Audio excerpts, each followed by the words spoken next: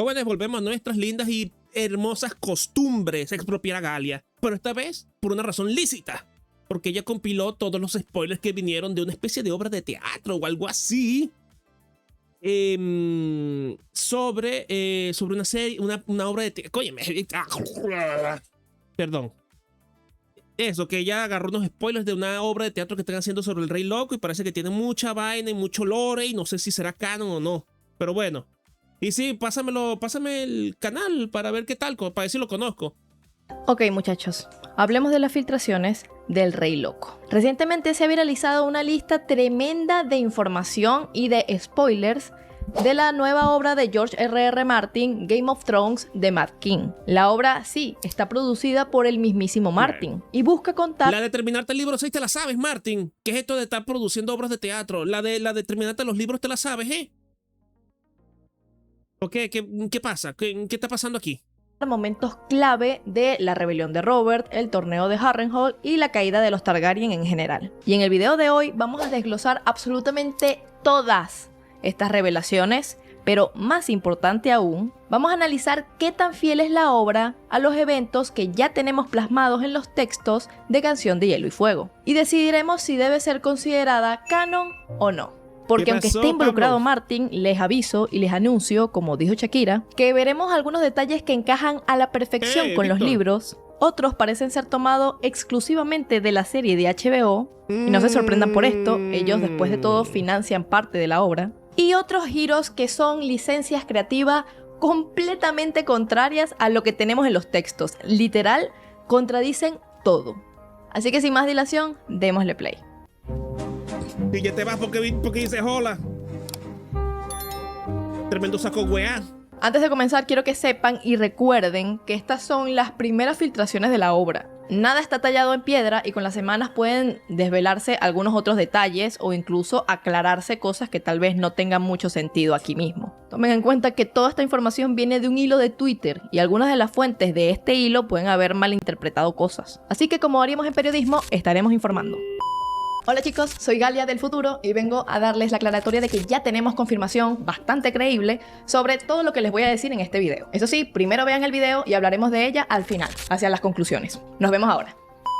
Lo primero es que en la obra Rhaegar defalca fondos de la corona para financiar el torneo de Harrenhal con el objetivo de seguir conspirando con los grandes señores del reino y derrocar a Aerys II. Esta por supuesto es una de las teorías más famosas del torneo y puesto que no choca con ningún evento, podemos Creo que eso ya incluso se sabe, esto ya es de público conocimiento, ¿no? incluso darla como certera o como confirmada. Se da a entender también que Rhaegar ya cuenta con el apoyo de muchas casas, pero necesita más, especialmente de las grandes casas. Oswell y Arthur también participan en el plan, aunque Arthur está indeciso, pero se convierte en un creyente absoluto de la profecía tras el evento del cometa. Ya les hablaré del evento del cometa. Y de hecho, esta aclaratoria me encanta porque yo tengo a Arthur Dayne como, bueno, no solamente yo, sino la historia lo tiene como un caballero el más honorable que haya existido, el mejor caballero del mundo. Me parece muy raro que él hubiese estado completamente a bordo en una conspiración para derrocar a su rey. Por lo que, dado que este cometa, del cual ya hablaremos, nunca existió, pues puedo simplemente ignorar esto. Aerys se entera de los planes de Rhaegar y se enfrenta a él ofreciéndole literalmente su vida y exigiéndole que lo mate. Pero tras la negativa de Rhaegar, Aerys lo tacha de cobarde. Algo plausible puesto que no creo que Aerys sea una de las personas más silenciosas con sus sospechas y sus paranoias, mucho menos contra su hijo. Aerys también odia a Elia y la insulta vilmente, la llama perra mestiza dorniense a su cara y también le dice a Rhaegar, puedo oler el hedor de esa perra dorniense en ti. Bueno, algo que yo siempre me he preguntado es por qué Aerys permitió que Rhaegar se casara con Elia, cuando es verdad canónicamente que parecía tener desagrado por los dornienses. Nunca lo voy a entender, pero capaz alguien que lo comprenda mejor que yo me lo podría decir en los comentarios. Esto da muchísima razón para lo que sigue, y es que Elia es una participante activa en todos los planes de Rhaegar para derrocar a su padre. De hecho, gran parte del plan es idea suya. Si bien el matrimonio entre ambos es cordial, parece que en esta adaptación no hay amor por parte de ninguno, pero sí confianza. Rhaegar es un soñador en esta obra, una teoría que existe desde hace mucho tiempo y que capaz la podríamos dar por confirmada. Es posible que esto sea así, no choca realmente contra nada. Rhaegar sigue siendo un imbécil. Y le cuenta a Elia sus sueños sobre Pero no puede faltar la pollita, No puede faltar la pollita. No, pero soñador no, porque soñador es de la religión de los... Es de la religión de los viejos dioses, ¿no? No es de los 7.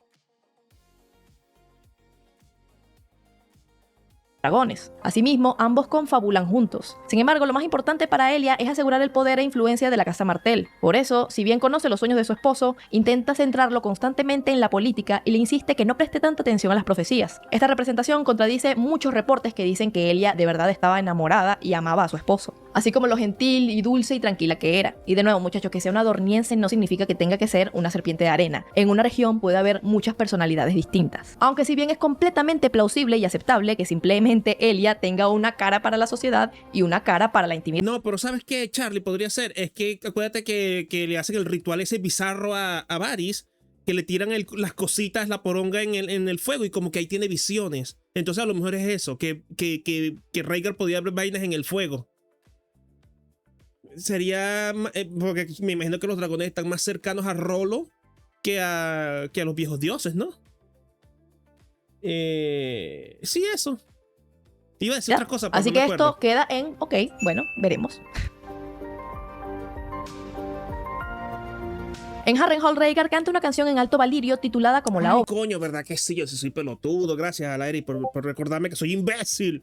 ¿Verdad que sí? Si todos los Targaryen empiezan su historia épica con la loca esta, la primer Daenerys que sueña que tienen que irse para el oeste. ¿Verdad que sí? Estoy en soñadores, mierda.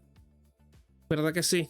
La canción de Hielo y Fuego. Esto atrae a Lyanna y hace que se acerque a hablar con él. De los libros sabemos que Lyanna llora cuando Rhaegar canta esta canción en Harrenhal, pero no habíamos tenido confirmación, ni siquiera un indicio de que se hubiese acercado a hablar con él y hubiesen tenido esa primera toma de contacto. No, porque no. sucede que en la obra Lyanna es una verdevidente y ya ha tenido sueños proféticos con esa profecía. No se sabe si Lyanna era o no realmente verdevidente y no lo voy a disputar aquí. Lo único que diré es que si lo fuese, sería una persona extraordinariamente especial. Según Bloodraven, solo una entre 1000 personas son cambiapieles. Y de esos 1000 cambiapieles, solo una persona sale verdevidente. Así que estamos hablando de una persona en 1.000.000. La obra también confirma a Lyanna como... Coño, no me acuerdo cuál es la diferencia, ¿eh? ¿Cuál es la diferencia entre verdevidente y cambiapieles? ¿Ver el futuro? Caballero del árbol sonriente, y creo que esto no es necesario disputarlo demasiado. Sí, es una eso, teoría eso extremadamente popular de la cual hay bastantes pistas o indicios. No, eso es casi canon. Eso es casi canon. Y que siempre ha levantado sospechas por el hecho de que es una explicación muy plausible de cómo pudieron conocerse Rhaegar y Lyanna más en la intimidad. Rhaegar se entera de que Lyanna ha estado teniendo sueños sobre Canción de Hielo y Fuego y siente que su destino es estar con ella según la profecía. Juntos tienen una visión de Daenerys y sus dragones en el futuro, y al menos según he visto o entendido, esto en algún momento significa que ellos piensan que Daenerys va a ser su hija. Esto me daría tal vez una explicación de por qué Rhaegar insiste e insiste con las 3 cabezas de dragón. Probablemente de verdad creyera que iba a tener una Visenya. De hecho, la obra muestra cómo Rhaegar sufre pesadillas recurrentes con dragones. En un momento dado, menciona específicamente sus sueños sobre el dragón de 3 cabezas a Lyanna, y sabemos que también lo discutió con Elia gracias a la visión de Dany en la Casa de los Eternos. ¿Cómo sabes que no lo estaba discutiendo? Sí, no, es eso, sí. Que se meten en los árboles, claro, lo ven por los árboles. Ya entiendo. Sí, gracias por el dato. Es eso. Y bueno, a lo mejor... Claro, eso podría tener sentido de que, claro, lo que querían era tener a Daenerys, a una Daenerys. Porque, claro, Daenerys es la que trae de regreso a los dragones, y eso es lo que quería. Claro, el dragón tiene 3 cabezas.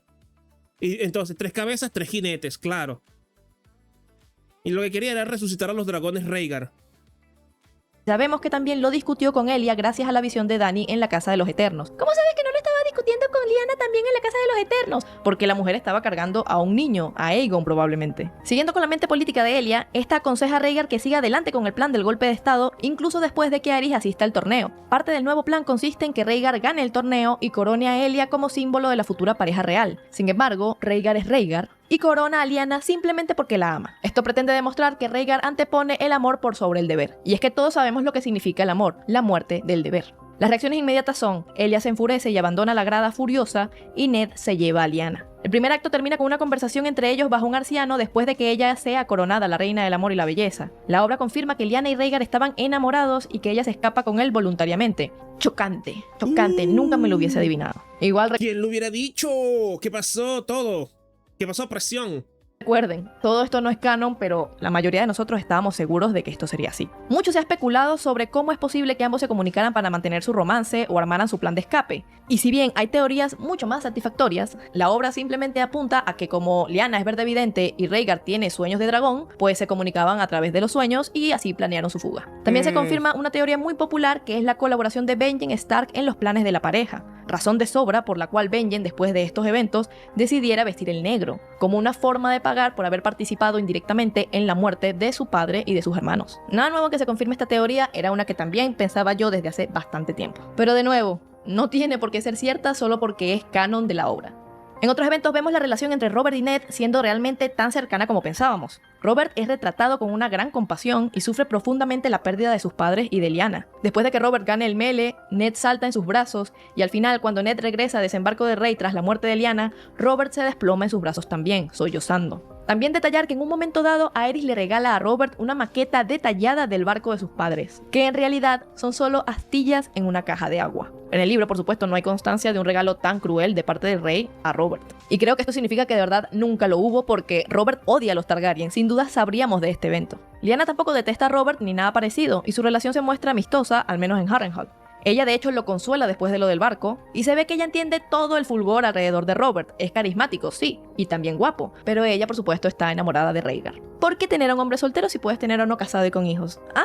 Lyanna, mi Pensamientos de fémina promedio. pastora. De hecho, la razón por un hombre soltero si puedes tener a uno casado y con hijos. ¿Ah? Lyanna, mi pastora. De hecho, la razón por la que Robert sufre tanto por el evento con Aerys es porque tiene un trastorno de estrés postraumático muy grave por haber presenciado la muerte de sus padres. Tiene pesadillas recurrentes en las que se ahogan, la marea lo arrastra mar adentro y lo estrella contra las rocas.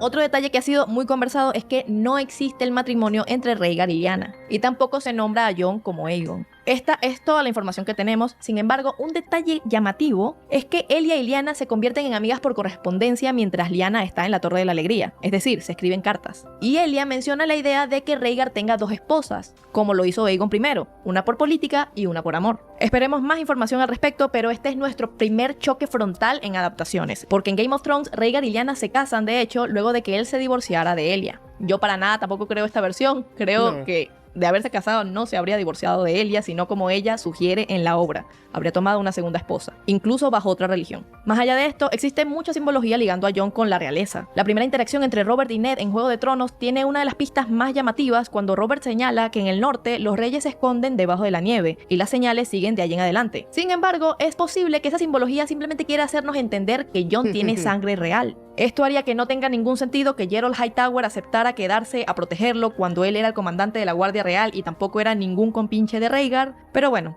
seguimos informando. Al menos este es el canon que tiene la obra y se tiene que respetar. Como mencioné, Elia y Lyanna son amiguísimas por correspondencia, sin embargo, uno de sus cuervos es interceptado por Varys, y así se descubre la ubicación de Rhaegar, por lo que Geralt Hightower es enviado a buscarlo. Yo realmente respeto todo, salvo que me digan que Elia y Lyanna podían comunicarse como si esto tuviera WhatsApp, como si hubiese un WhatsApp medieval. Y es que cómo era posible que Elia pudiera mantener correspondencia con una torre tan insignificante como la Torre de la Alegría, que era poco más que una torre de avanzada. Esta torre debería haber tenido pajareras y un maestre que instruyera a los cuervos a volar desde allí hacia Rocadragón y Desembarco del Rey, y ese no parece ser el caso. Por otro lado... No, bueno, podríamos comentarlo porque eso siempre es interesante decirlo, aunque no tiene nada que ver. Obviamente los cuervos están basados en las palomas mensajeras, por lo que los cuervos son más inteligentes. Es muy difícil que una paloma mensajera funcione. Lo que ellos hacían era poner, no sé, criaron unas palomas en un castillo, ¿correcto? No sé, 20 palomas mensajeras en un castillo. Y las llevaban hacia el otro castillo, ¿me entiendes? Primero las mandaban hacia el otro castillo. Y ¿qué es lo que pasaba? Que las palomas están criadas o tienen en la mente la idea de siempre volar a su nido, a su hogar. Entonces, claro, le pones el mensajito y vuela directo a su hogar. Entonces es básicamente eso.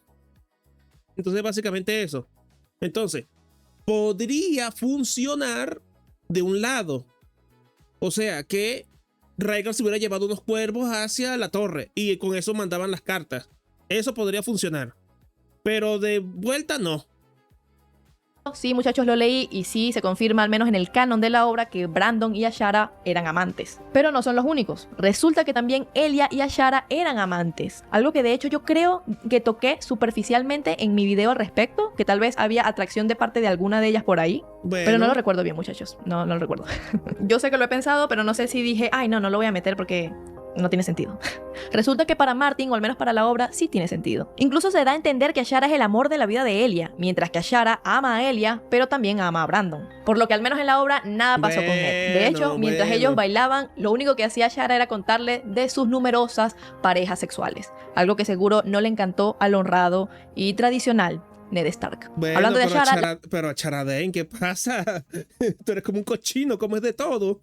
La única escena de parto explícita es la de ella dando a luz a la hija o al hijo que tuvo con Brandon y que nació muerta. Los partos de Elia y de Lyanna no se muestran. Solo vemos a Lyanna rompiendo aguas en la Torre de la Alegría y a Elia entrando en trabajo de parto en Harrenhal. ¡En Harrenhal! Esto solo, muchachos, es una señal clara de que estamos hablando de canons diferentes. En Harrenhal ocurrió uno de los mayores torneos de la historia de Poniente. Estaba rodeado y con la asistencia de todos los señores más importantes y de sus súbditos más importantes también. No hay manera de que la princesa Elia Martell hubiese podido dar a luz en Harrenhal y que nosotros, los lectores del libro, no lo sepamos. Más bien, que nadie lo haya pensado en algún momento y que de hecho los textos, toda la evidencia nos diga otra cosa. Nos diga que dio a luz uno o 2 meses después en Rocadragón. No hay manera, muchachos. Otro cambio muy importante y llamativo del canon de los libros es que Dany y Jon son concebidos el mismo día bajo un cometa rojo. Esto debido a que Aerys sabría de la profecía y querría competir con Rhaegar sobre quién tenía al príncipe prometido. Esto es otro dato que nos imposibilita que la obra de teatro sea canon del libro, puesto que es imposible que se haya dado así.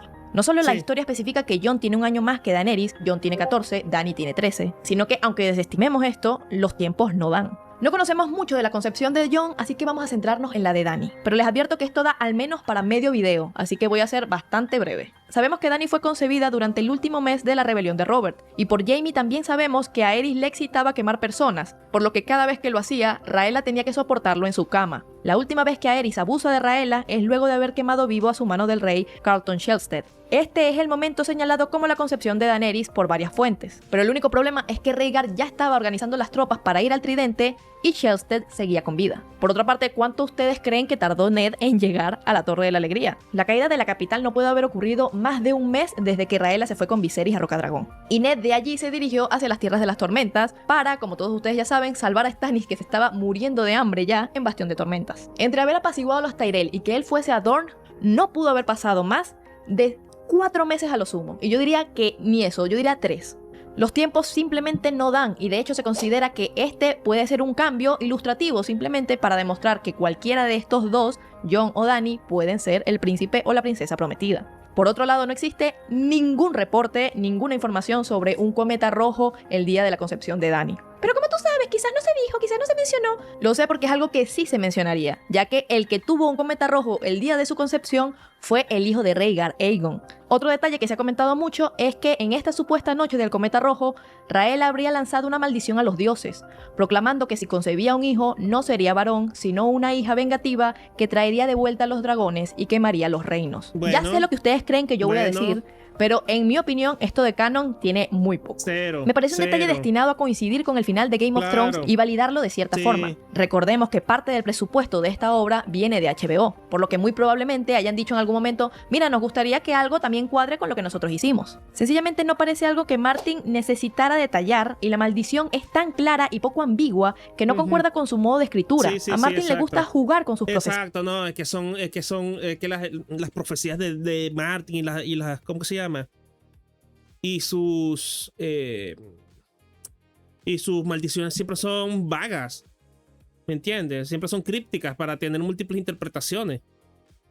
Jugar con sus maldiciones. No las dice así tan a la cara. Así que en mi opinión, los fans de Dany que no quieren que exista ni la menor sugerencia de que ella podría llegar a hacer en algún momento lo que hizo al final de Game of Thrones, que es matar a todo el mundo y quemar toda King's Landing, todavía tienen esperanzas. No creo de verdad que esto haya pasado en el libro o en el canon del libro. No creo. Con respecto también a la profecía, Rhaegar pierde la fe, pero Lyanna, tras enterarse de la muerte de su hermano y de su padre, se siente tan culpable que se aferra a ella para justificarlo todo como parte de un plan divino, y esto reaviva la creencia de Rhaegar. Así que básicamente en la obra no hay un esquizofrénico, hay dos. Sí. De hecho, Lyanna parece estar más interesada en descifrar la profecía que Rhaegar. Es ella quien llega a la conclusión de que la profecía habla de su hijo y desea concebir con el propósito de obtener al príncipe prometido. El caso es que Rhaegar y Lyanna se aman hasta la muerte, y su historia... Claro, la cuestión es, te dicen que es la canción de Hielo y Fuego, te dicen para qué quieren el príncipe, te lo dicen, porque si no, no me interesa, ¿me entiendes? está destinada a ser la de amantes trágicos de principio a fin. En Lyanna también se percibe una búsqueda de sentido, algo más que ser simplemente la esposa y madre de un señor, lo cual va muy acorde con su... Bueno, sí hay una especie de maldiciones a la Aerys, las de que el que mata su propia sangre está maldito y el que viola la hospitalidad también está maldito. Por eso es que los Frey se van a ir a la mierda, porque ellos violaron la hospitalidad. ¿Me entiendes? Sí hay maldiciones. Y bueno, las vainas locas que hace Melisandre, perdón. Y bueno, también la del trono, que corta a los indignos. Personalidad. Algo que ya, definitivamente, sin lugar a dudas, nos indica que esta obra, muchachos, no es canon, es que no existe Jon Connington. Su personaje ha sido completamente borrado y en cierto modo ha sido fusionado con el de Oswell Wentz, de quien se insinúa que está enamorado de Rhaegar. Esto ya, muchachos, es definitivo en mi opinión, ya no hay ninguna duda. Eliminar al personaje de Jon Connington, muchachos, para mí ya no deja ninguna duda de que este es un canon de la obra, no de los libros. Muchísimo más con lo importante que está haciendo Jon Connington ahora mismo en la historia y lo muy importante que va a ser luego como consejero y probablemente mano del rey de Aegon VI. De verdad, muchachos, tranquilícense porque la verdad es que muy seguramente muchas de estas revelaciones o spoilers no sean canon dentro de los libros. Hay algo también que me molestó y es que Rhaegar tiene un sueño de dragón en medio del tridente, lo que aparentemente lo distrae lo suficiente como para que Robert lo mate. Esto me molesta porque se ha dejado muy en claro lo fuerte que era Robert durante no solo el torneo de Harrenhal, sino durante toda la saga. Robert es un hombre de prácticamente 2 metros cuyo mazo Ned no lo podía ni siquiera levantar. Y Ned no es un debilucho. No creo que sea necesario que Rhaegar esté distraído para que Robert pueda matarlo. Pero ok. Por cierto, Rhaegar no pronuncia el nombre de ninguna mujer al morir. Así que otro cambio, ya que lo tenemos literal fijo en el texto, que pronuncia el nombre de una mujer. Gracias, Daenerys, tus visiones nos señalan el camino hacia el canon. De nuevo, la escena de la muerte de Lyanna y el nacimiento de Jon ocurre prácticamente igual que en Juego de Tronos, con la única excepción de que Jon no se llama Aegon. Está de más señalar que esta obra también confirma la parentela de Jon, que de hecho sus padres no son Ned y alguna fulana, sino que son Lyanna Stark y Rhaegar Targaryen. Algo que por supuesto todos los lectores serios sabíamos, pero bueno. No importa que esto lo confirme o no, es algo que se sabe. Lo que realmente queda cuestionado aquí es su legitimidad, ya que tenemos 3 fuentes. Libros, no sabemos. Serie, es legítimo. Y obra, es un bastardo. Otro detallazo es que la obra recoge la versión de la serie con la muerte de Arthur Dayne. Aquí Arthur se enfurece tras la muerte de Oswell y mata a todos hasta que solo quedan él y Ned. Mientras luchan, Howland se recupera del golpe que Geralt le propinó antes, corre tras él y le corta la garganta. Arthur intenta seguir luchando, pero Ned lo remata y allí muere. Está de más decir que si yo he cuestionado algunas cosas, también voy a cuestionar esta. Porque simplemente no se agrega toda la explicación del entrenamiento que tuvo Howland Reed por meses en la Isla de los Rostros para que luego su utilidad en la historia sea con un puñal, la cosa más mundana del mundo. No. Tampoco se muestra a Ned devolviendo al Bora a Shara. Solo vemos que ordena que esto suceda y no vemos el suicidio de ella tampoco. Por lo que, bueno, seguimos sin tener ninguna sugerencia, semicanónica al menos, de su paradero. Algo también muy interesante de la obra es que en su lecho de muerte, Lyanna le ruega a Ned que nunca le cuente a Jon nada sobre ni la profecía, ni Rhaegar, ni ella, ni el amor que se tenían. Deja que él elija su propio destino. Y esto la verdad me parece vital, porque si Jon tiene algún chance de ser el príncipe prometido, Azor Ahai o lo que sea, lo que más le conviene es no conocer ninguna profecía. Es bien sabido en esta saga que no te hace ningún bien saber de la existencia de una profecía que te involucra. El saqueo de Desembarco del Rey también es casi idéntico a los libros, salvo cambios insalvables canónicamente hablando. Después de que Jaime mata a Aerys y se sienta en el trono, Robert y sus hombres entran por un lado del escenario y Tywin y Cersei entran por el otro. De más está decir que esta es una contradicción tremenda, ya que Robert no estaba en la capital, estaba herido luego del tridente, y Cersei mucho menos estaba allí. La penúltima escena de la obra muestra a Cersei convenciendo a Jaime de no unirse a la Guardia de la Noche por haber roto sus votos, y en cambio lo convence de permanecer en la Guardia Real para que puedan tener relaciones en la Cama Real. y sus hijos puedan sentarse en el trono de hierro. Esto es algo muy Cersei, y sabiendo que ella hizo de todo para nunca darle un hijo a Robert, probablemente en algún momento puede haber pasado. Simplemente no estoy segura de que haya pasado antes de ella haberse casado con Robert y antes de haberse decepcionado de él. Ned y Robert tienen su desacuerdo canónico sobre la muerte de Elia y sus hijos, pero también tienen otro desacuerdo cuando Robert ordena el asesinato de Viserys y de Dany. Ned en la obra literalmente se le arrodilla a Robert rogándole que no lo haga. Finalmente esto fue así, pero porque los niños huyeron antes de que llegara Stannis, y luego, gracias a Jon Arryn, Robert decidió que está bien, que no los iba a buscar para asesinarlos. Y la última frase de la obra le pertenece a Eddard Stark, quien se encuentra en el bosque de dioses de Winterfell junto a Catelyn Stark y le dice simplemente Jon Snow. Chicos, tenemos ya confirmación de Westeros.org sobre el canon de la obra. Y para quienes no sepan, Westeros... Bueno, pues te vas a joder, Matías, porque yo no quiero ver esa serie más nunca. Yo ya me desentendí de esa verga. Lo máximo que voy a ver va a ser el AMV de la pelea de Daemon contra Aemon. Ya yo tiré la toalla con esa serie. .org es una de las comunidades más antiguas y especializadas sobre el mundo de George R.R. Martin. La página fue creada y está dirigida principalmente por Elio García Jr. y Linda Antonson, quienes llevan décadas trabajando con el material de Canción de Hielo y Fuego y que además colaboraron directamente con Martin en el mundo de Canción de Hielo y Fuego. Es decir, no estamos hablando de gente que simplemente lleva muchísimos años leyendo el libro. Son personas que han trabajado con George y que conocen de primera mano... No, es tremendo bodrio. Esa serie es demasiado bodrio. Y haces bien, exactamente, Isaac.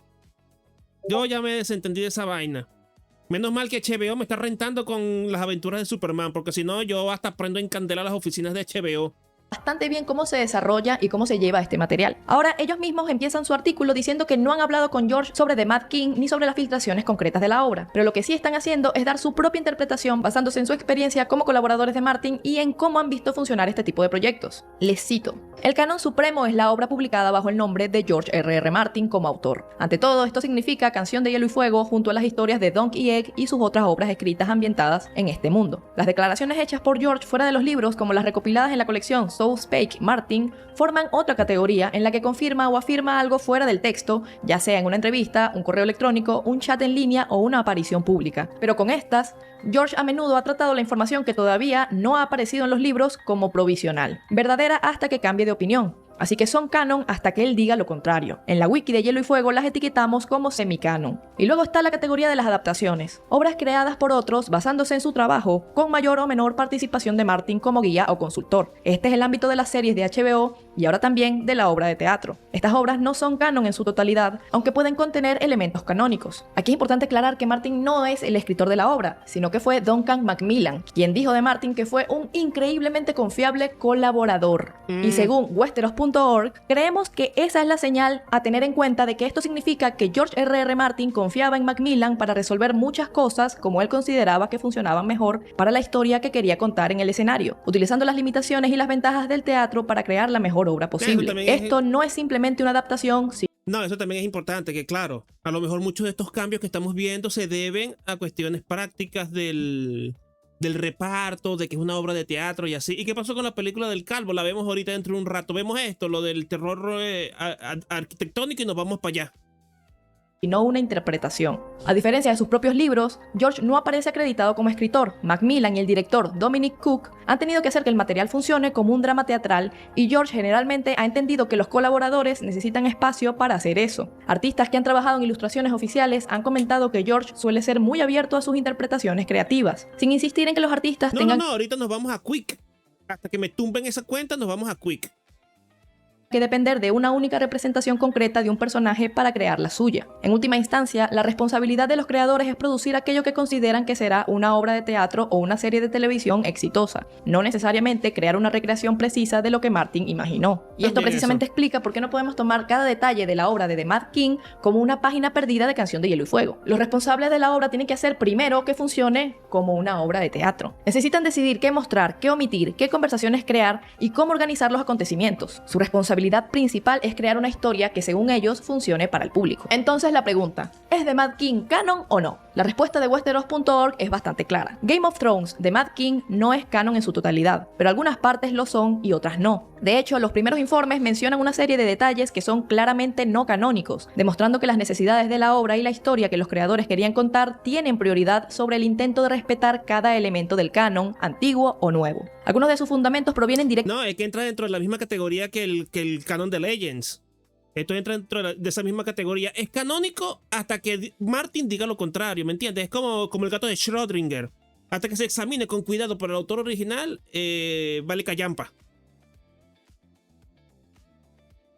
De George. Alrededor de esos fundamentos, sin embargo, el dramaturgo, el director, los actores y los demás colaboradores han construido un drama. Los detalles de ese drama deberían entenderse como una interpretación dramática imaginativa, a menos que George los confirme o hasta que los propios libros resuelvan el asunto de manera definitiva. Y allí lo tienen, muchachos. De esta manera yo creo que ya podemos analizar las filtraciones y de Matt King de una manera mucho más interesante. No todo lo que salga en la obra va a ser así en los libros, porque de hecho es imposible. Pero tampoco tenemos que asumir que todo fue creado o imaginado por los creadores, porque de hecho no es así. Y la pregunta realmente interesante es: ¿qué partes de la obra son canon y cuáles son las inventadas? Es decir, ¿cuáles son las partes que los creadores se sacaron de la imaginación y cuáles son las partes que respetaron de lo que Martin les dijo? Esa es la pregunta. No, la cuestión, ¿sabes lo que yo opino?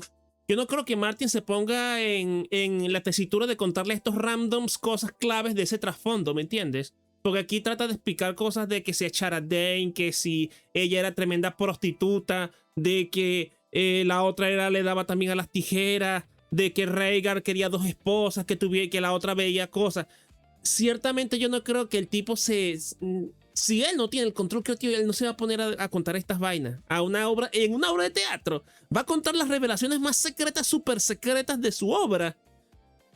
Los rumores más rumorosos del trasfondo de los libros lo va a contar con estos randoms de aquí. Con una obra de teatro XD. No los va a contar. Lo que pasa es que los elementos que sí se atañen al canon van a ser aquellos que se teorizan y que ya creo que son de conocimiento público. Como que Elia y... ¿Era Elia? No, Elia no, coño, la madre. Y Lana... que la mamá de Jon y Rhaegar estaban enamorados. ¿Me entienden? Entonces eso, yo no creo que aquí hayan hecho esto que coincida con el canon, es porque, bueno, llegan a las mismas conclusiones que llegamos todos nosotros con el material ya publicado. ¿Me entiendes? Y todo lo que vemos que no coincide es por necesidades del drama. ¿Me entiendes? Eso de que no, Daenerys y Jon están iguales, nacieron el mismo día.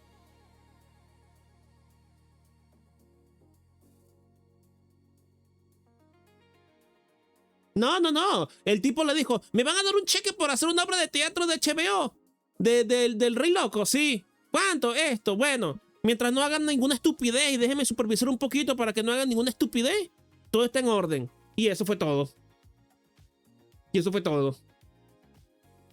Exactamente, no aporta nada nuevo. A lo mejor ponen en perspectiva tesituras. O sea, tú me vas a venir a decir tú que el Rey Loco va a estar conspirando para tener un hijo al mismo tiempo que Rhaegar. Ridículo. O sea, no tiene sentido, no tiene lógica. ¿Entiendes? O que Chara Dane esté diciendo que se fornicó a quién sabe cuánta gente. Que iremos respondiendo en otros videos. En conclusión, todo apunta a que estamos frente a una obra de teatro muy buena, espectacular. Por lo poco que se ha sabido de las primeras valoraciones, la puesta en escena tiene... Bueno, ¿pero qué? Pero también hay Velaryon en la rebelión de Robert. Supongo que esta será Chara Dane, ¿no? Esta es Chara Dane. Y esta debe ser Lyanna Stark. Y no sé. Y este no binario, este es Robert. Este de aquí es Robert. Obviamente, este es Robert, ¿verdad que sí? El que está, porque está debajo del rey, pues si este es Aerys, este es Robert, ¿no?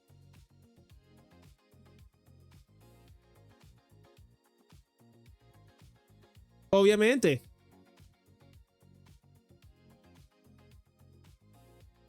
Se ve de la mierda, sí, se ve de la mierda el cast. Sí, exacto. Y este duendecito, este debe ser Tyrion. La del rojo es Raela, pero si Raela no sale, coño, atento a la Aerys, o sea, esta es de la rebelión de Robert, o sea, obviamente, esta tiene que ser Lyanna, este tiene que ser a Chara Dane, este de aquí, porque es persona no binaria, tiene que ser Elia Martell, y no sé, y este de aquí debe ser este de aquí, este tiene cara de que es del norte, ¿verdad que sí? Este tiene cara de que es del norte, este tiene que ser Ned.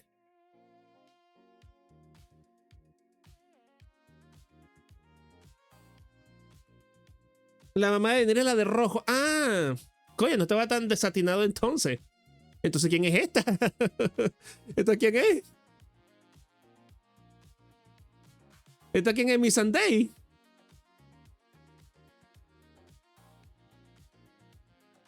Full Norte, claramente, nivel Haaland, Una pinta evidentemente. increíble. Sin embargo, en respecto al lore, queda más que claro algo que el propio George R.R. Martin ha repetido en más de una ocasión. Existe el canon de los libros, existe el canon de la televisión y ahora, al parecer, va a existir también el canon de los teatros. Si bien esta producción nos ayuda a llenar varios vacíos fascinantes de la historia con ideas que suenan muy verosímiles, Ah, está el Drogo, claro que sí, es que es igualito.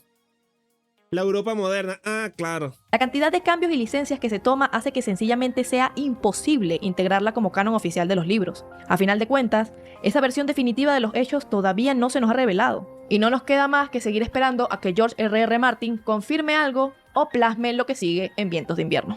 Muchísimas gracias por acompañarme en este nuevo video del domingo. Lo hice corriendo porque toda esta información salió un día en el que ya el video debería estar en edición. Así que tuve que correr, hice este guión hoy. Estoy a las 12 de la noche grabando. Así que bueno, de verdad espero que lo hayan disfrutado y que todo mi sacrificio haya valido la pena. Claro que sí, Galia, muchas gracias. Un